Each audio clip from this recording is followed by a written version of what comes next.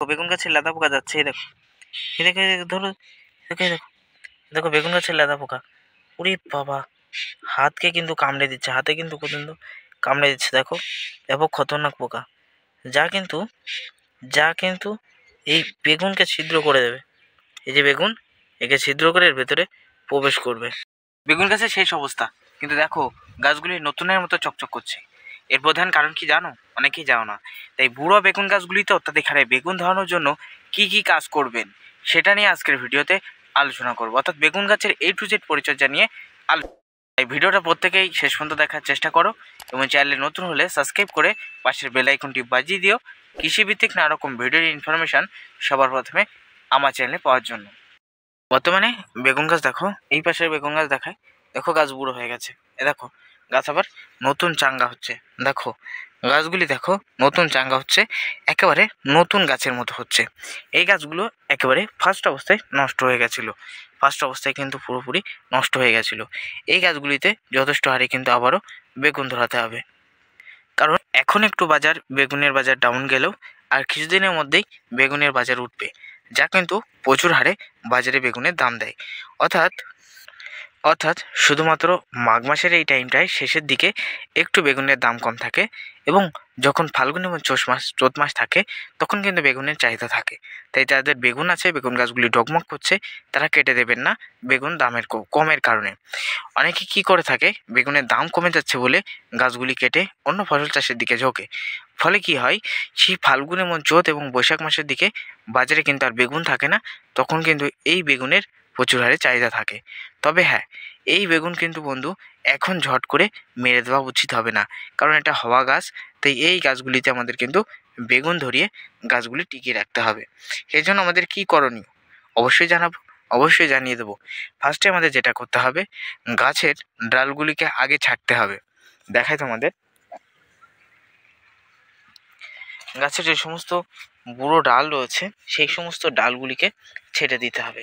যেমন রয়েছে বন্ধু, আমি একটা দেখাই, এই গাছটা দেখাই, এই গাছটার ডাল কিন্তু ছাঁটা হয়েছে, দেখো আমি তোমাদের দেখাই, ভালো করে দেখবে, দেখে বুঝবে। এই দেখো এখান থেকে ডাল ছিল, সেই ডালটাকে অর্থাৎ প্রধান যে ডোক ছিল সেই ডোকটাকে কেটে দেওয়া হয়েছে, এবং ডোকটা কেটে দেওয়ার পর এখান থেকে দেখো কত পেঙ্কি ছাড়ছে, কত রকমের দেখো কুশি উঠছে। এই দেখো এই একটা পেঙ্কি ছাড়ছে, এই একটা, দেখো এই একটা, এইরকম কিন্তু অসংখ্য হারে কিন্তু এখান থেকে নতুন হারে আবার কিন্তু কাণ্ড ছাড়বে বা শাখা পোশাখা বার হবে। সেই জন্য ফার্স্টেই কিন্তু আমাদের যে সমস্ত গাছগুলির একেবারে ডোক নষ্ট হয়ে গেছে সেই সমস্ত ডোকগুলিকে কেটে বা ছেটে জমি থেকে একেবারে ফেলে দিতে হবে। 2 নম্বর কাজ হলো, জমিটাকে ভালোভাবে খুসনি বা পাসনির সাহায্যে টানতে হবে। আমাদের যেহেতু বন্ধু এখনও খুসনি বা পাসনি টানার মতো জো হয়নি, মাঠটা একটু ভিজে ভিজে আছে, সেজন্য আমরা এখানে এখনও টাইনি। আপনি যদি আপনার জমির সমান্তরাল থাকে, খুসনি বা পাসনি যদি নাও টানতে পারেন, তবুও কিন্তু এখানে পর্যাপ্ত হারে আপনি জলসেচ দিয়ে দেবেন। পর্যাপ্ত হারে জলসেচ দেওয়ার পর এখানে যথেষ্ট হারে রাসায়নিক সার ব্যবহার করবেন। রাসায়নিক সার ব্যবহার না করলে আপনি যে গাছের ডোকগুলি কেটে দিচ্ছেন, ডোক কাটার পর গাছগুলি যথেষ্ট হারে খাদ্যের যোগান বা চাহিদার দরকার থাকে, যার ফলে গাছ কিন্তু তার গতি বাড়াতে সাহায্য করে। গতি বাড়ানোর জন্য যে সমস্ত খাদ্য উপাদান দরকার সেটি যদি না দেন, তাহলে গাছের কিন্তু ডোক বা এরকম শাখা পোশাখা ছাড়বে না। তাই আমাদের কিন্তু গাছের গোড়ায় যথেষ্ট হারে খাদ্য দিতে হবে। খাদ্য হিসাবে আমরা বেগুন গাছের শেষ অবস্থায় অ্যামোনিয়া এবং ফসফেটকে প্রয়োগ করছি। আপনিও কিন্তু আপনার জমিতে অ্যামোনিয়া এবং ফসফেটকে প্রয়োগ করবেন। 1 কেজি অ্যামোনিয়ার ভিতরে 20% নাইট্রোজেন এবং 13% সালফেট থাকায় ইহা গাছকে নতুনভাবে নতুন রূপ দিতে সাহায্য করবে। পুরো এইরকম গাছের মতো নতুন হারে পাতা ছাড়বে এবং গাছের কিন্তু প্রত্যেকটা অংশ থেকে বেগুন ধরাতে ইহা সাহায্য করবে। তাই অ্যামোনিয়া কিন্তু গাছের গতি বাড়াতে সাহায্য করে এবং গাছের শাখা পোশাখার বৃদ্ধিটাকে অব্যাহত রাখে। এবং আমরা যে সিঙ্গেল সুপার ফসফেট যেটা ব্যবহার করছি, আপনারা দেখতে পাচ্ছেন সাদা জমিতে পড়ে রয়েছে গাছের গোড়ায়, এটা কিন্তু সিঙ্গেল সুপার ফসফেট। এই সিঙ্গেল সুপার ফসফেটের ভিতরে 16% ফসফরাস এবং 11% সালফার থাকায় ইহা গাছের গতিটাকে, যেমন গাছের ফসফরাসের ঘাটতিটাকে পূর্ণ করে গাছে কিন্তু ফুল ফল আনতে কিন্তু সাহায্য করবে এই ফসফরাস। তাই আমরা কিন্তু এখানে অ্যামোনিয়া এবং ফসফেটকে ব্যবহার করেছি গাছের গতিটা বাড়ানোর জন্য। তাই আপনার গাছগুলিতেও শেষ অবস্থায় এসে আপনি কিন্তু অ্যামোনিয়া এবং ফসফেটকে চুজ করে নেবেন। নিলে আপনি গাছে অত্যাধিক হারে বেগুন পাবেন এবং আপনার বেগুন যদি ছোট বা ক্যাট সাইজের হয়ে থাকে সেই বেগুন কিন্তু বড় হবে, প্লাস বেগুনটা কিন্তু নরম, অনেকটাই কিন্তু নরম হবে। অর্থাৎ এই অ্যামোনিয়া সার কী করে থাকে, বেগুনকে ফাঁপিয়ে ফুলতে এবং নরম করতে বিশেষ করে সাহায্য করে। তাই আপনার কিন্তু অবশ্যই অ্যামোনিয়া সার অবশ্যই প্রয়োগ করবেন বেগুন গাছের শেষ অবস্থায়। তাহলে ফার্স্টে কাজ হলো, আমাদের যেটা কাজ হলো সেটা হলো কাণ্ডটাকে কেটে দেওয়া। কাণ্ডটাকে কিন্তু কাটা হয়েছে, এর কাণ্ডটাকে কিন্তু কেটে দেওয়া হয়েছে। নির্দিষ্ট হারে কাণ্ডটাকে কেটে দিতে হবে। গাছ যদি ক্ষয় হয়ে যায়, শেষ হয়ে যায়, আর যদি ভালো থাকে তাহলে কিছু করার দরকার নেই, ঠিক আছে। যাদের গাছ খারাপ হয়ে গেছে, এরকম হয়ে গেছে, পুরো এরকম হয়ে গেছে, তারা কাণ্ডগুলিকে যথেষ্ট হারে কেটে দেবেন। কেটে দিয়ে কেটে রেখে দিয়ে জলসেচ দিয়ে অ্যামোনিয়া এবং ফসফেট গাছের গোড়ায় ভালো করে ঢেলে দেবেন। 10 কাঠা জমির জন্য মিনিমাম অ্যামোনিয়ার পরিমাণ নেবেন 10 কেজি, সিঙ্গেল সুপার ফসফেটের পরিমাণ মিনিমাম 15 কেজি নেবেন। এই 25 কেজি রাসায়নিক সার গাছের গোড়ায় জলসেচ দিয়ে ব্যবহার করবেন। তাতে গাছে এরকম হারে কিন্তু ডোক বা এরকম হারে শাখা পোশাখা ছাড়তে শুরু করবে। এবার আসি 2 নম্বর ধাপে কাজ। অনেক সময় দেখা যাচ্ছে বেগুন গাছের অত্যাধিক হারে এরকম ডোক উঠলেও গাছের পাতাগুলি এরকম কোঁকড়ানো কোঁকড়ানো ভাব দেখা দিচ্ছে। এরকম হারে কিন্তু কুঁকড়ে যাচ্ছে এবং গাছগুলি কিন্তু ধীরে ধীরে নষ্ট হচ্ছে। এই যে আপনি দেখতে পাচ্ছেন গাছের পাতাগুলি কিন্তু সব কুঁকড়ে কুঁকড়ে কেমনভাবে নষ্ট হচ্ছে। এর প্রধান কারণ থ্রিপস এবং শোষী পোকা, যা গরম পড়ার সঙ্গে সঙ্গে বা অতিরিক্ত শীতের সময় কিন্তু এই থ্রিপস এবং শোষী পোকার অ্যাটাক দেখা যায়, যা কিন্তু বর্তমানে ইহা পাতার ভেতর বা পাতার ওপরে পাতার নিচে সমস্ত অংশ থেকে রস শোষণ করে খেয়ে গাছের পাতাকে এভাবে কুঁকড়ে নষ্ট করে।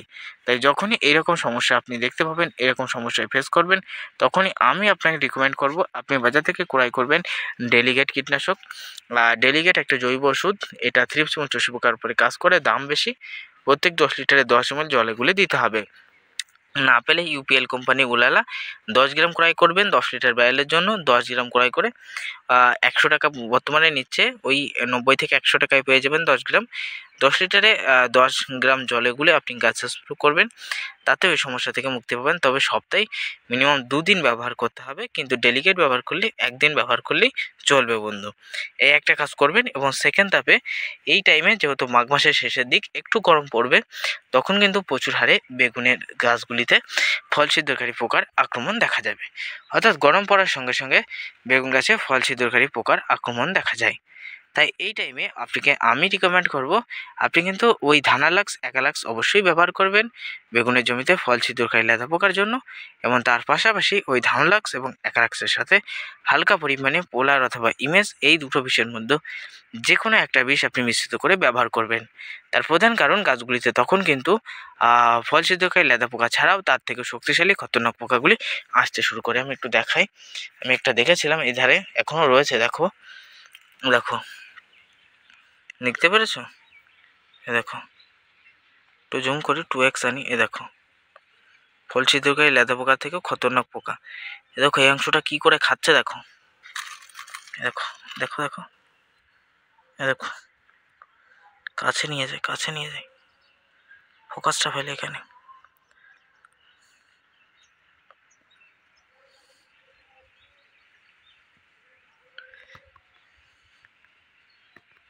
এই দেখো এই দেখো এই দেখো ফোকাসটা এনেছে, এবার ফোকাসটা এসছে, দেখো এই দেখো এই দেখো এই দেখো খাচ্ছে, দেখো এই দেখো ফুলটা কুড়ে কুড়ে খাচ্ছে, দেখেছো ফুলটা কুড়ে কুড়ে খাচ্ছে। কখন খায়? ঠিক কিন্তু সকালের দিকে খাচ্ছে, দেখতেই পাচ্ছ। তাহলে এই ফল ছিদ্রকারী লেদা পোকা ব্যাপক হারে কিন্তু বেগুনের ফুলকে কুড়ে খায়, এমনকি বন্ধু ফলকে বেগুনকে ছিদ্র করে নষ্ট করে। এই যে ধরলাম, এই দেখো বাবা কামড় দিল, আমার হাতে পর্যন্ত কিন্তু কামড় দিল। এর কিন্তু প্রচুর হারে কিন্তু শক্তি রয়েছে। এই যে আমি ধরলাম, এই দেখো এটা কিন্তু বেগুনের ফল ছিদ্রকারী লেদা পোকা। এই দেখো বাবা, এ ব্যাপক খতরনাক পোকা, ব্যাপক খতরনাক পোকা, যে বেগুনের কিন্তু ফুলকে কিন্তু খেয়ে নিচ্ছে। এ দেখো এর মাথায় দেখো দুটো দাঁত রয়েছে, এর মাথায় দুটো দাঁত রয়েছে।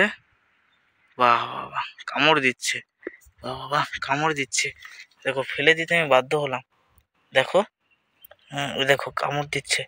তাহলে ব্যাপক হারে কিন্তু ফল ছিদ্রকারী লেদা পোকা এই সময়টা, এই টাইমটা কিন্তু দেখা যাবে, যা কিন্তু বেগুনকে নষ্ট করে দেবে। সেজন্য ধানলাখ এক্সালাক্সের সাথে সাথে অল্প পরিমাণে আপনি কিন্তু এই মিশ্রিত করে দেবেন পোলার অথবা ইমেজ এই ওষুধগুলো, যা কিন্তু বেগুনের ফলছিদ্রকারী লেদা পোকা থেকে মানে এটা কিন্তু আপনাকে কন্ট্রোল করবে। ঠিক আছে, তাহলে বুঝতে পারলেন। এবং সেই সঙ্গে সঙ্গে আপনাকে অবশ্যই রিকমেন্ড করব আপনার গাছের পাতা একে মেরে দিতে হবে। একে মেরে দেবো, এখানে রেখে দিই, মেরে দিচ্ছি পরে, একে মেরে দেবো পরে। দেখি এবার আপনার বেগুন গাছের পাতা মুড়ির মতো হয়ে যাবে, এই যে মুড়ির মতো হয়ে যাবে, দেখো মুড়ির মতো ভেঙে যাচ্ছে, দেখেছো? এটা এটা প্রধান কারণ ছত্রাকজনিত কারণ। এই জন্য দামি দামি ফাঙ্গিসাইড দিতে বলবো না, আপনাকে শুধুমাত্র বলবো আপনি HPM কোম্পানির ম্যাঙ্কোজেম 75% ওটা ব্যবহার করবেন, অর্থাৎ ডাইথেনিয়াম 45 অথবা যে কোনো কোম্পানির ম্যাঙ্কোজেম এটা এখানে ব্যবহার করবেন, তাতে এই সমস্যা থেকে মুক্তি পাবেন। ঠিক আছে, তাহলে এই টাইমে বুড়ো বেগুন গাছের বেগুন ধরানোর জন্য কি কি কাজ এবং কি কি পরিচর্যা করা দরকার তার সংক্ষিপ্ত ভিডিওতে আমি আলোচনা করলাম। তো ভিডিও ভালো লাগলে প্লিজ প্রত্যেকে লাইক করবেন, চ্যানেলে নতুন হলে সাবস্ক্রাইব করবেন, ভিডিওটা শেয়ার করে অন্য অন্য বন্ধু দেখার সুযোগ করে দেবেন।